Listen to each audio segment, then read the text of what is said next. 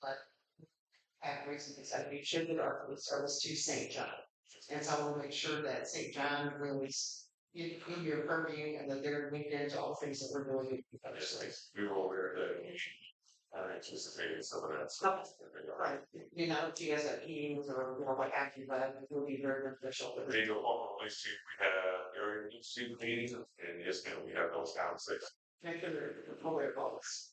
Okay, thank you very much. I appreciate you taking the initiative to get this type of systems. You can thank Dr. Griffin. Thank you, Director. I wouldn't say that every school site, every school building has that school safety officers, resource officers, that we struggle with the right balance between those two to really promote safety beyond this particular invitation. I would say that, with us going to a middle school and high school, we have allocated most of our security officers for those two schools. But we also, do roving patrols constantly with, our security officers to make sure they are in those buildings and being safe. Thank you. Great, thank you. I have no more questions. Thank you for your presentation. Item 6.05, back to school tips for families. It's time to go back to school. What do we need to know? Mr. Trainer. Good evening again, board members and superintendent. We wanted to share some back to school tips for our families. They get ready for Monday is the first day of school. So we put together some helpful tips that we are going to share with families who will have these at your school or the first day of school. We have it on our website right now. So real quick, set a routine early, set goals, make sure that you communicate with your teachers, plan your meals and snacks, review safety procedures. So we just have a list of items that parents can take a look at to just help them prepare for the first day of school. On the back, we also have contact information for all of our websites, addresses, and telephone.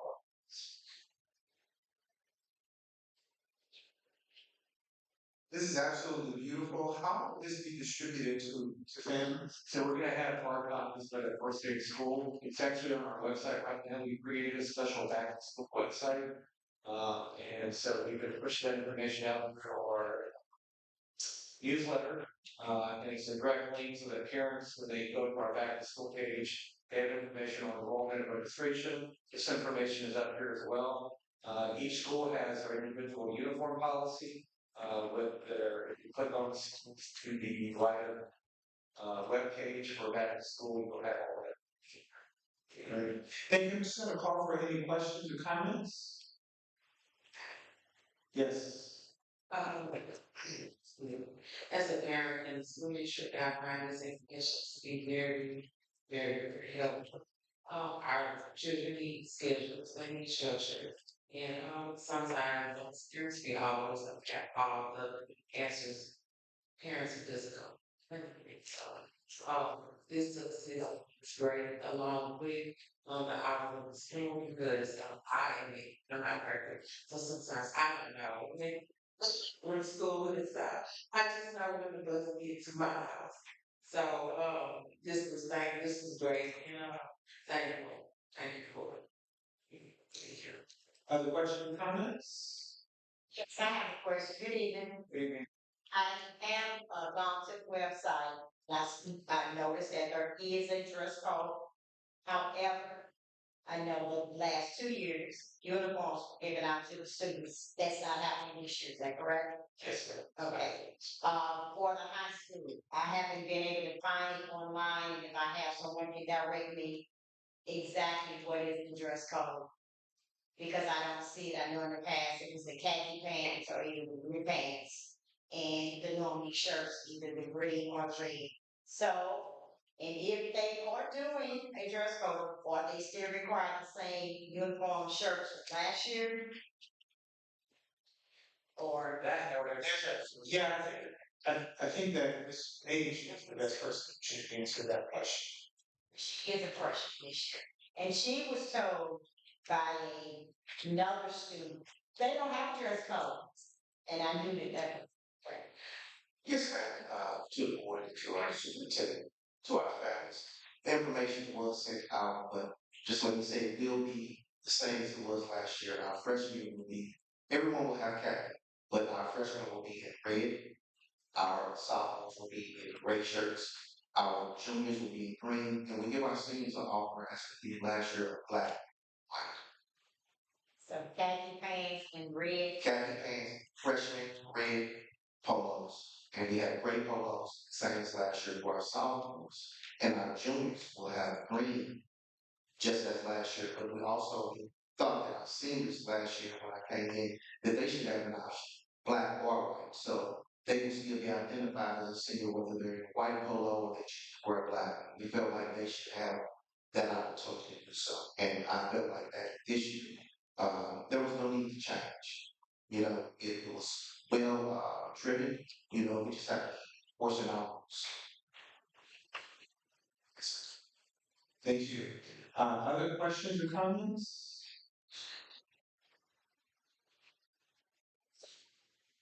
Said communications went out to the parents about dress codes and other things as well. Could you please inform me when those communications went out to parents? Well, I received a notice.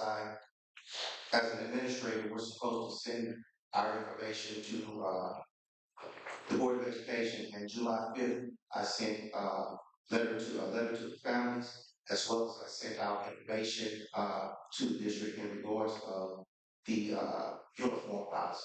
Because as I'm a 12-month employee, so even though I wasn't running summer school, I was still diligently in the district and you know, trying to make myself available for questions. And that was one of the questions that as our secretary of staff or I call administrative assistants were answering calls, I was continuing to tell them to communicate that it is the same.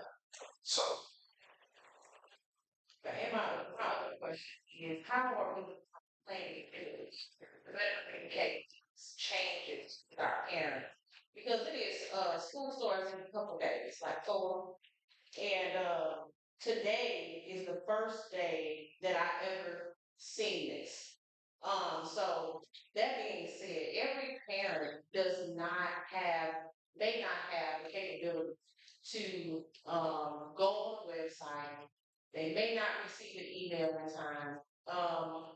Why, or maybe you can just tell me what the plans are in the future to better communicate this with parents. These changes, as far as uniforms, enrollment, and any other changes that come within our school, or and this may be a question between you and him. I don't know, but yeah, please help me understand. well, I can answer to the best of my ability that what I have the power to do. But in regards to the one question, there weren't any changes here. And as far as the process is concerned, I'm following the protocols. We, if I came up with a change or it's the same, I have to send information to the communications. And in the midst of that, once communication gets it, I don't know what happens then I'm afforded the opportunity to communicate that through our system. But due to looking at the agenda, communications were changed outside of my power via Power School. So after I sent my information, follow protocols I was supposed to do, I hold the seat so I get the questions. But it's systemic. It has nothing to do with change. So there was no changes. Literally, I'm not even in my 15th month. There was no reason to change. We're trying to create a system so when I leave the seat, I want to where someone can just walk in and do school rather than do the things that I One other question that I would have, and I appreciate, thank you for sharing yes. the process, because I don't know what process is. But I know that we have a lot of new students coming to our district this year. And we do every, okay. So I guess that's one of the things I would also just kind of like throw out in the mix, do we have a process to make sure that everybody that's new to our footprint knows when they register their students dress code and all those different things and stuff. And that's And again, as far as the communication with that, it was the same. You know, interaction. part of that package. Yeah, it's a part of the package. Nothing is new. And you know, in regards to our open house, that was a physical piece. Last year when we did orientation, there were long lines. I was able to meet and share myself. But this year the protocols were changed to where it was new power. You know, it wasn't people oriented. So and then with systems changing, I really don't know available for me to even communicate or give myself to until the orientation piece goes through. So if this was last year, we didn't have these questions because it was systemically same as it is or as the norm. But as of right now, systemically, I'm going through with it, and I know that I'm going to be facing the babies on Monday. I'm still looking forward to doing it, and what I'm going to lean on is my 28 years, my personality, and drive to know that I'm serving scholars and not adults. Ms. May, thank you so much. We appreciate it. We want to make sure that the right questions are being asked to the right people also. So I'm going to ask Christopher to come back up for just a second. And the essence of the question is, how do we know if our communications are being effective, and how do we use that feedback to manage our update the ways that we're communicating? I know you guys have been doing a lot. So thank you, Mr. Nate, Christopher. Thank you, Board. So I can address that. One of the issues that we've had this year is that we are switching from SysK to PowerSchool. SysK owns School Messenger. School Messenger is how we use our robocalls. That transition was not as smooth from PowerSchool to SysK to School Messenger. So I worked with Tony Brooks's department to create a because eventually when it starts talking, it's going to update daily. It's not at that point yet. But what we're able to do is take the registration information that we see up until Friday. And we created hard copies of hard data, hard Excel sheets, and that type of student information. And we were able to build out manually for each school and for the district contact information for each student that's been registered, and we're able to communicate with those students at this point.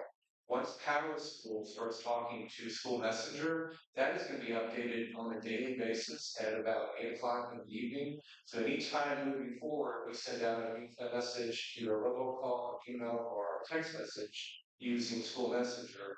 All of our parents and families and staff will be able to receive that information.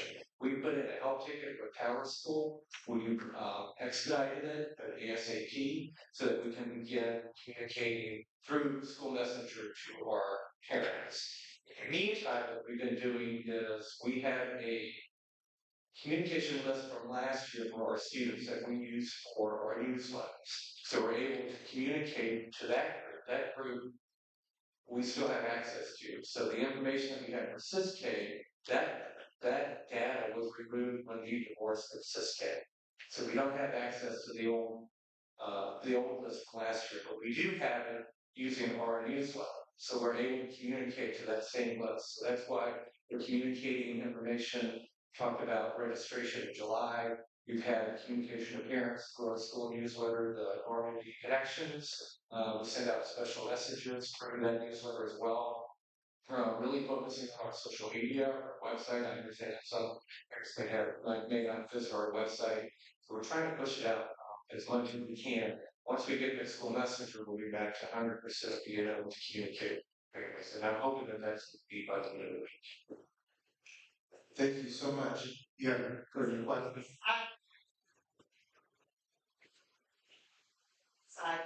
And uh, Mr. Troy, I'm looking at this online. It says dress code expectations. Nowhere on here does it tell you what is required for each grade. So I appreciate it. Dr. May, so I think one of the other directors said we have new students coming to the district. and they're looking at this, they don't know what the dress code is either. I also want to say, and I said it last year, a lot of times this is late information. It's late information. We're a week away from school. Some parents still don't even know what time the bus is supposed to pick their children up. They don't know the location. They don't know the time. We do know, and thankful this year, the start times that works because we know the high school is the only school that's going to be starting, I believe, at 7:20. The other schools at 9, so it makes it a lot easier for the parents. But the information sometimes comes out too late, and when you have parents at work, they have to have this planned out. They have to make sure that they have people there that if they can't get their children to the bus stop, they need to make arrangements with the neighbor or with someone else to make sure that those children are there. So all I'm saying is we have the information, but it's not completed, if you ask me, because I didn't know what the dress code was. And according to my granddaughter, she was told by another student, you can wear whatever you wanted to wear. And so I waited till tonight because that was going to be my question as far as that. So I'm just saying, if we can get that information out there a lot sooner, that would really be helpful. And something needs to be sent out or put on to the website so that those new students coming into the district, they know what the dress code is. Not only the dress code expectations, but what colors that they are required to wear. And that the school won't be, and that the district won't be giving out uniforms on this year because some parents may be expecting that. And the information is not out there. Thank you. That was There's just. I want to lift this up because some of us are really deeply into this as having children. So the larger question is, how do we make sure that everybody has the information that they need beyond the website in a timely manner? And no, it's an excellent question. Again, it's the hiccup, unfortunately, between transitioning from Cisco to Power School and then connecting to school messenger. I will say that the uniform policies, and I'll have to make that clearer on the website. There is a section that gives the policy from the student code of conduct about uniforms. But if you go to the actual schools and do the drop down, like uniform, you can find the uniform information there. Obviously, that wasn't communicated clearly enough, so I can put in a website just so that we can find this information. The other bits of information for this. Just trying to think of things that will make it this easy. Speak up a little bit. One of the other bits of information that I think is very, very important for families, sort of the planning and so forth, is understanding before and after care. And understanding there's also care like during special times like Christmas or spring break, which now there are, but before and after care. And I didn't see that anywhere. So for a parent, especially an early learning center parent or a parent from elementary school, they really need to understand all of that nuance as well as bus status. So as I'm listening and hearing everything here, I please don't think we're saying you need to have all this information. It sounds like we need to work together to come up with a more effective way of getting that information to you so that we can communicate to everybody. For the sake of time, I'm going to ask that we direct questions to Mr. Trahan that he is responsible for. We've got Milton Roberts. Is there a question? Okay, great. Let's get this our last question, Director. Well, every year I pull up on my phone the website. It does give the high school dress code. Thing is the access to it. So if you don't work on the access to certain things, I know what you did a back to school link. I can access that through my computer because that's how I got a lot of my information. But sometimes everyone don't have a computer. They have to access it through their phone. And you have to go through a zigzag. And after that, as a parent, you get frustrated because I've contacted people from the school frustrated because I can't find school things. So how about we work on the ways to update mobile site and website and make sure that we keep our information from our schools accurate because a lot of it is not accurate. That's my only question suggestion. Okay, thank you so much. We appreciate the update. And We'll move on to number 6.01, beyond the back. Thank you, Mr. Chairman. I'm sorry, 06. Dr. Tony Lewis.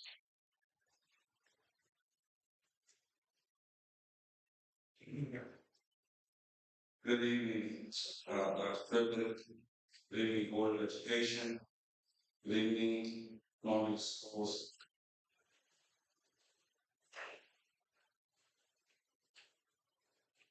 Beyond the backpack. Before I say anything, I want to recognize two entities. I want to recognize Beyond Housing for the collaboration, making sure that we pull this off and get it efficiency. Additionally, in the district, I would like to recognize three people for their work to make this happen. One, Mr. Pretty Willie Robinson.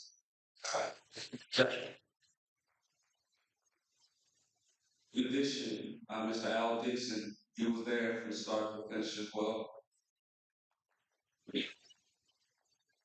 And Ms. Day, who was there to ensure while we were going through the process, we needed everything that we needed to pull off.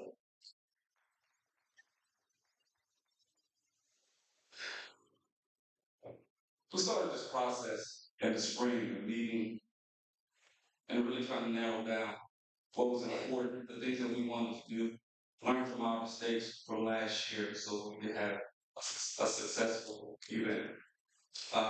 And having the event this past Saturday, we found that the adjustments that we made pretty successful. That were regarding things that the people were there for. Food, backpacks, shoes, books, thanks, Ms. Pearson, school supplies. There were plenty for all to have. Within the last hour of the event, it had died down so significantly, and that was because the effort put in early on with volunteers to ensure we gave our parents and our community what they need. Also, students or young community members, our students, they were receiving haircuts, girls were getting braids. Students also receive physicals and dental care. For entertainment, we had a bounce house, we had an ice cream truck, face painting, and also a catering truck. The biggest difference between last year and this year was how we looked at it. Just last year at ELC, we had everything compounded, so to speak, into this one building. And what we found out was if we stretched our thinking, consider using the middle school at Lucas Crossing, right next to it, we have an opportunity to have things a little more spread out. And in doing that, that cut down significantly on frustration of parents waiting in line, bumping into each other, and really having a map as to where you can make it through both facilities without issue. And that was very, very good. I would also say I thank God because the weather definitely helped us pull it off.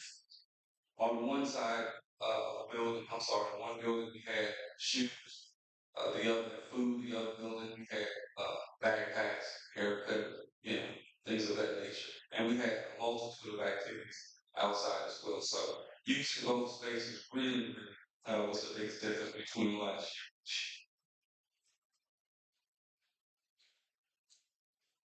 Volunteers, I would say, in addition to using both spaces, the number of volunteers that we had made a huge difference as well.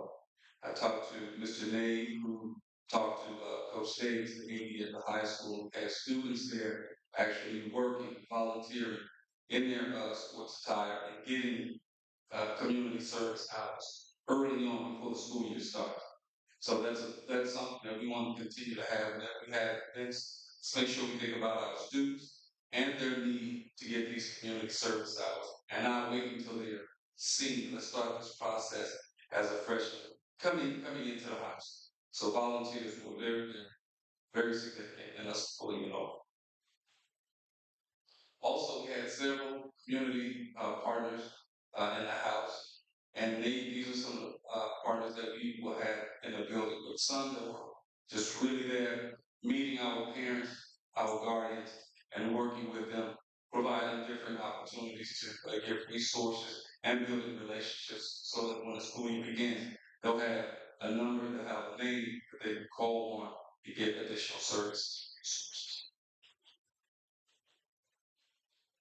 That's about all I have for beyond the backpack. Any questions? Great, thank you. We'll start with Director Petty. I have a question. Director Pearson. I'm sorry, Director Helen Roberts.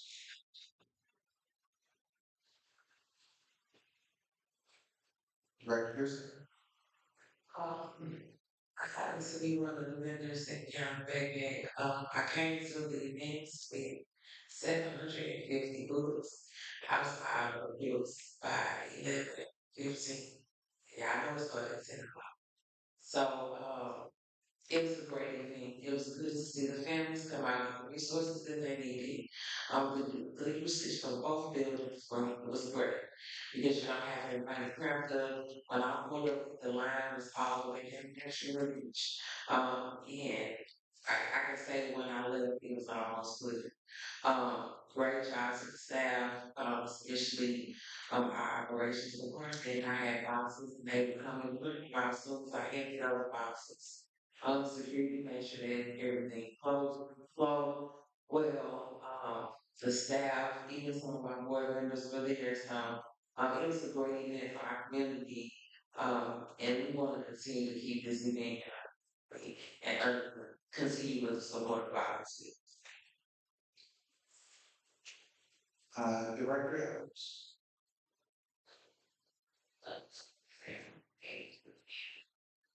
All the great things came of that day, so I appreciate you for planning it for it. I did a team last week, and it was hot.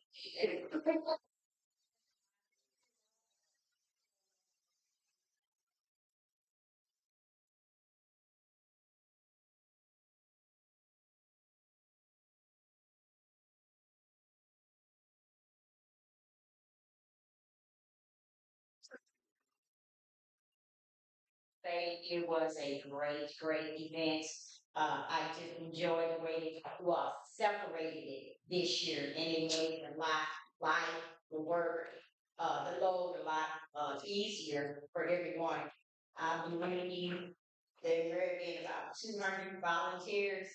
And then last year I came and I actually volunteered and I helped with the work and tried to do things.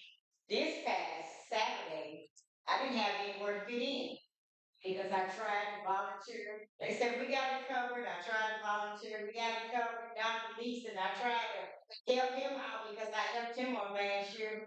They said we have it covered and everyone did a great job. And I would also like to say to the maintenance department because I saw them and all of those that were coming collecting boxes, the maintenance team were out there and they were working. And I just want to say great job everyone in our meeting community. Really enjoyed it.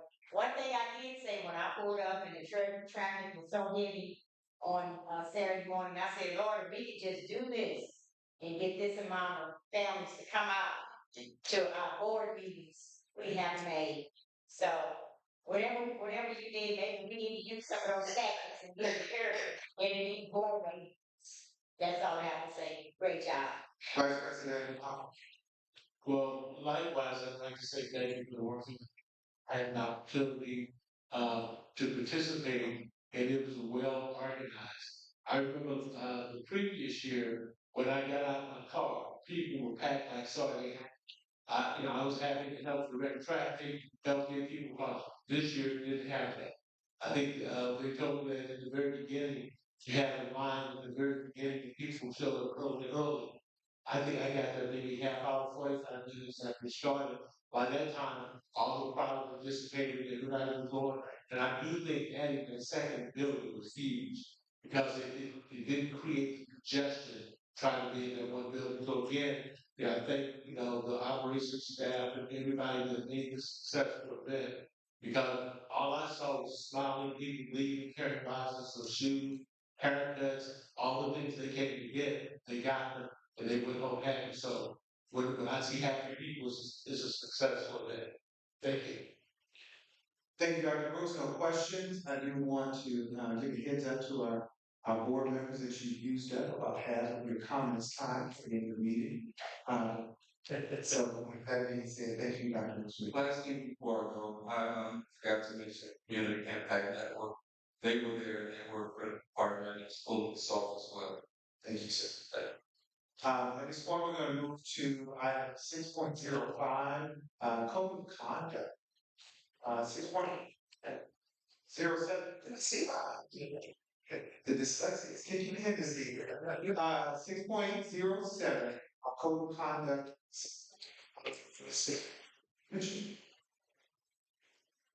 Good afternoon to you all in each of your respective places. It's our superintendent. I'm going to do a brief overview of the code of student conduct.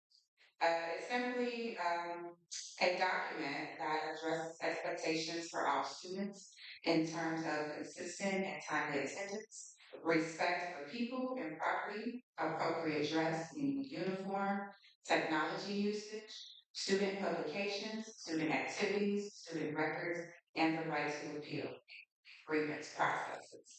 And so we encourage parents and students to look at this document. They are given this document as part of their enrollment process. And so this year, as you know, enrollment is strictly online. And so parents, it's a part of that process where when they get to that page particularly, they are to review it and then they are to sign it to just say that they've been in receipt and they are understanding of the explanation that are given there. Students, the code of conduct will be distributed again at the beginning, and it is also located on our website. And so if you simply go onto Normandy's website, it's located in the back of school documents. It's also a part of one of the footnotes. And so you click on that, it's opened up, it's a PDF form, and so they can go and view it there. Students, community members, staff, everyone has access to it. These policies address expectations, and so they discuss the consequences of violating the rules with their child as well. And it's just a document. It has not been changed this particular school year. And so all of the policies, infractions, and different things have been addressed and they are the same. Thank you for this update. I will ask for questions only at this time. Mr. Humphrey, do you have any questions? Questions? Secretary Taylor? No questions. Director Edwards? Director Pearson? Director Milton Roberts? Director Pettit? No question. I also have no questions, so thank you so much for your presentation. Focus here, item 6.08. McKinney Vento summary, which will be provided by Ms. Holman. Chilson. Thank you, coordinator of residency and enrollment. Dr. Trinity, Normandy's collaborative and McKinney-Vento enrollment. Can't hear me? McKinney-Vento enrollment is well underway. The district currently has 75 McKinney-Vento students enrolled. Do us a favor, some of those in the audience watch may not understand what McKinney Vento is, so can you help us understand? Sure. McKinney-Vento is the Homeless Assistance Act enacted in 1987, signed into office by President Ronald Reagan. And the act was to assist families with enrolling their students if they are homeless or experiencing housing insecurity. So homeless to some don't look like homeless to others. So it's enacted into helping families who don't normally have the things necessary to enroll students. Okay, so it's a federally mandated law. So we're well underway with enrollment. When I presented the numbers a week or so ago, we had 53 students.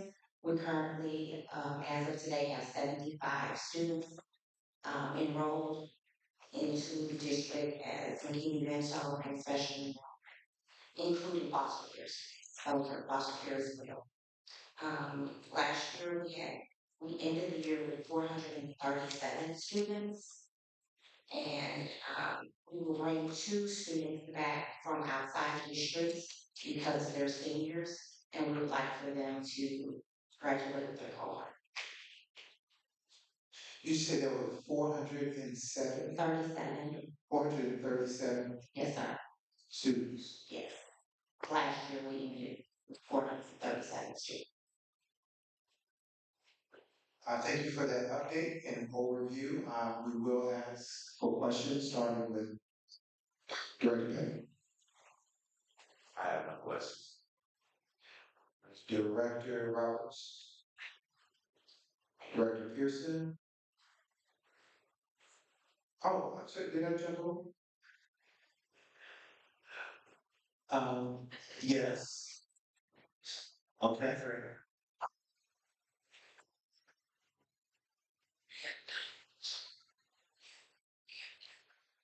As I was a part of the A when I was a student, even when I worked to this district, and it was mostly easy process due to the people in charge. So that's all. Thank you. Thank you for that. Director Evers.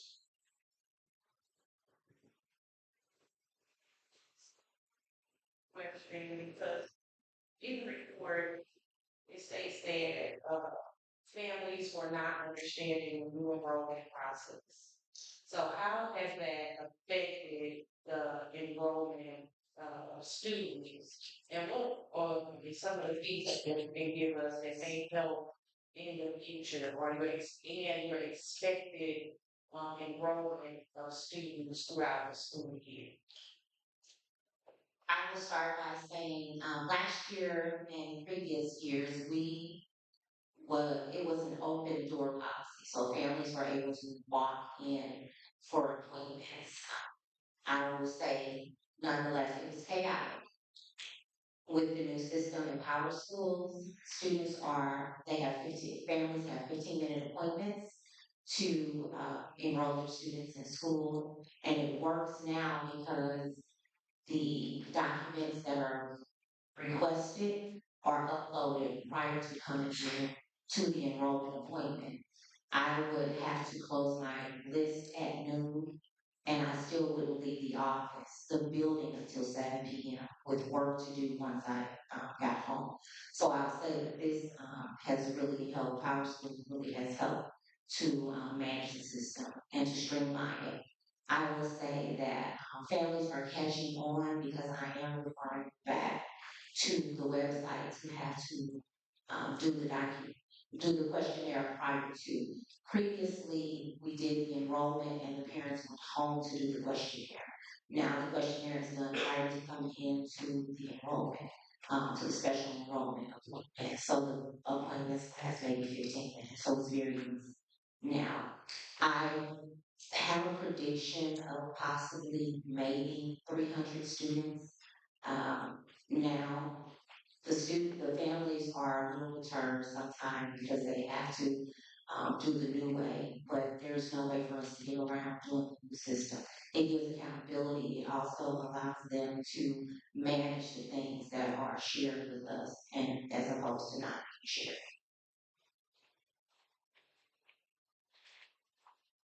Thank you, Director King. I just like to say one part. Thank you. Vice President Howard. Thank you for your presentation and questions. Is it true that about 15% of our total student enrollment are students that are McKinney Vento students? Yes, sir. How would that compare with neighboring districts? How does that compare? It is comparison. Unfortunately, the times that we live in fosters the McKinney Vento Act, and I saw a spike in it, I guess maybe around the time of Hurricane Katrina. I've been doing this work since then. And it's like since then, the flood, hurricanes, just different things like that impact the King Mental numbers. So even if we were to be more than 10% lower than we were last year in the King Mental, Desi would make us speak to that because our numbers are lower. We're grossly underreported as I'm on committees and things like that outside of the district, and we do a homeless count. So and we go out to different places and we do a physical night homeless count. We find that are homeless, and we're grossly undernumbered. But it's not because of us not trying. We just create different ways because some of it is generational. Like you live in your grandparents' house, and then mom takes over, and then mom might move out, and then the younger her adult children may take over the home, so it becomes a generational type home. So those are reported also as some of our key dental numbers because they can't prove residency or say grandma's deceased. They don't have the money to put the home in probate, so it just is passed down from generation to generation. So, would it be safe to say that all districts in the region are facing Yes, same kind of challenges, but are their numbers similar to ours, or your numbers are 15%? I'll say the urban numbers are the same or significantly the same. Yes, sir. Some of the urban areas don't have that because they don't have a big mom or they don't have, an auntie who they feel comfortable with when they live in those areas. One last question. How can this board advocate or this community advocate to support the work that you do?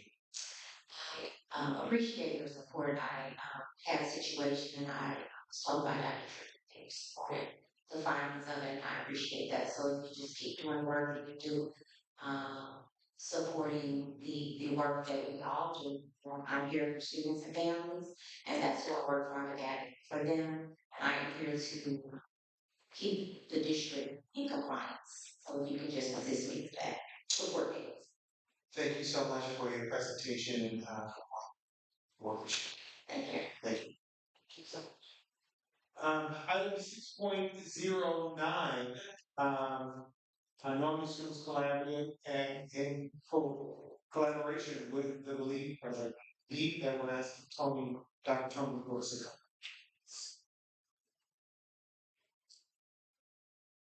Good evening again. The LEAP project is a project that started in 2019 with the founder, Julius Anthony, who has a local bookstore. He started a project where he would go to different schools and start creating literacy.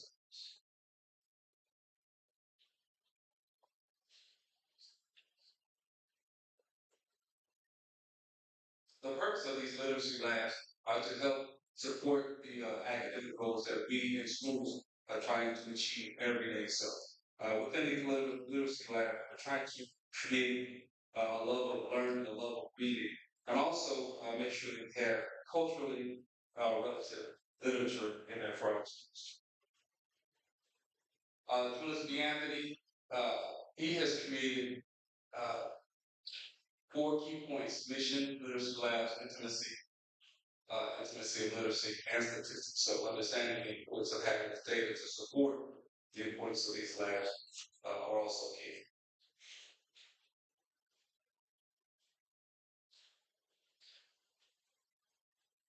These having these culturally responsive literature in the hands of our students. The purpose is to help build that connectivity with reading for our students in addition to the books that they read, having that sense of familiarity in their reading experiences. Through the project, we want to have a minimum of 1,000 books in each literacy lab. Our goal for Normandy will exceed that. Right now we have 45 boxes of books at Belleville Ridge that will exceed 1,000 books per lab, per reading lab. there are three aspects one our students have in being in these literacy labs. One, we want to keep their interest in reading and what they're reading. Well, also build confidence in their ability to read, comprehend things that we know are transferable to any class. And last, we want them to enjoy it, have fun when you're reading. If kids find joy in reading, they will do it more.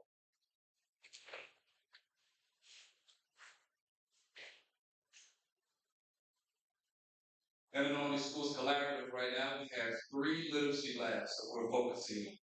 Villanova, Washington, and the middle school at Locust Cross. Villanova was the first to be completed. Right now, we're working on Washington Elementary so that we can get that completed as well. I meet with Mr. Robinson at least weekly, and we discuss the next steps. Last, we'll be focusing on Lucas Crossing. The ribbon cutting for Villanova and Washington should take place in late September. The ribbon cutting for the middle school at Lucas Crossing should take place no later than November.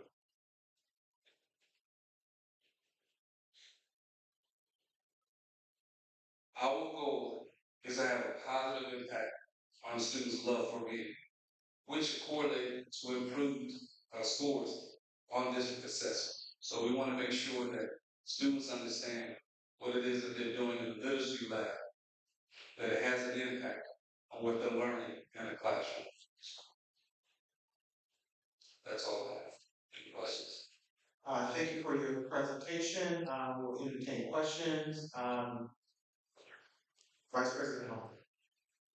Thank you for the presentation. At present, we have a literacy lab that's at Rockwell.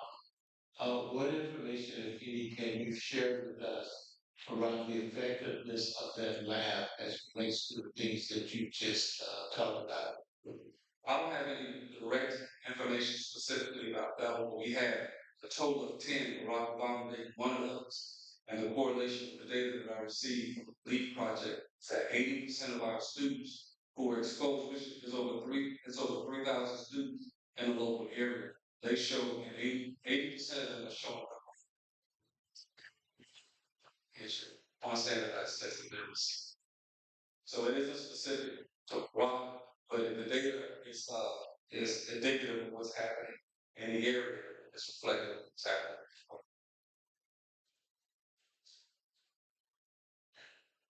Secretary King. Director Edwards. No question. Director Milton Roberts. How about Director Houston? Director Milton Roberts. Clarify, so there is one in the Robert Bonner Academies. Correct. Okay. And then in addition to getting books, is there like a curriculum or something that goes with it that It isn't necessarily the curriculum. We are looking at reading levels. We're looking at pushing the envelope and exposure. Okay. More than anything. But the real test will come when assessments in the classroom. Thank you. Director Petty. Dr. Brooks, you know, the recent passage of legislation at the state level is a push. Dr. Brooks, as you know, the recent passage of legislation at the state level, there's a real push for early literacy programming. I'm just wondering, be looking into what's like of the project at early learning center. Well, actually, Dr. Payne, who was serving as the director for early learning, we don't have that specific component as far as what we're trying to bring in the ELC, although it's a great idea. My hope, my prayer is that we will be doing it soon. But what we're focusing on is having a belief project state of mind for all schools across the district that we're serving those students. So we haven't discussed that yet, but that is something that I'm paying attention to. Thank you. I have no questions. Thank you for your presentation. Thank you. Now, I think the last thing in section 6 is segment 6.10 summer schools. So, Is that you now, folks? Are you coming back? That's all right. This is summer should be summer school summer. Good evening for the last time. Let's move along with that. Uh, Student support services in conjunction and collaboration, curriculum instruction really worked hard to make sure that the summer school program was successful. We had 4 different sites: ELC, Belmore, Lackawanna, and Casa. As you all know, the biggest highlight for summer school that we had 16 students graduate. That was very significant. And looking at these 4 sites, when we started, we had an enrollment projected at 605. As the summer school ended, we ended up with 394 completing the program. Looking at ELA and math, starting when it comes to reading, pre-assessment showed that we had 43% of our students reading proficient. This is across all of our students at all 4 sites. Reading at a proficient level of 43 by the end of summer school, that number jumped by 4%. So we had 47% of our students at proficient at the end of summer school. Regarding math, we started off with a pre-assessment of 31% of our students showing that they were at grade level proficient. By the end, we had 5% growth, showing that we had 36% of our students after going to summer school has shown growth proficiency in math. Excellent. We are really excited to hear about that growth. We'll take questions at this time. Dr. Petty. Thank you again, Dr. Brooks. Appreciate all that you're doing across the board and all those various hats that you're wearing. Thank you very much. I have no questions. Thank you, sir. Director Milton Roberts. Director Pearson. Director Edwards. Director Taylor. And Director Vice President Hummel. Just had a comment. I know that we did have 16 scholars who graduate. I would ask that next year that the board give a timely invitation to attend that graduation. That's all I have. Great, thank you so much. I appreciate these the items for discussion. Please feel free to stand and stretch if you need to. So we're going to take 30 seconds to myself.